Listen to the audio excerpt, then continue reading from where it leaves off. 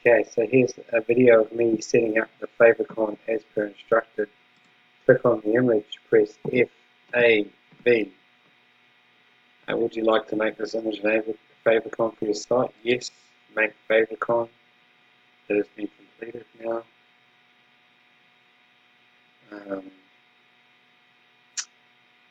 Don't know why it's disappeared, but now I'm going to open the website and see if indeed it's still coming up with the page cloud icon.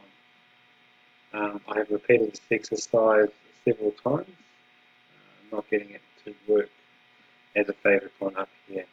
I have cleared cache several times and repeated the exercise, and it's still not appearing up here. Thank you. Please advise what I may have done.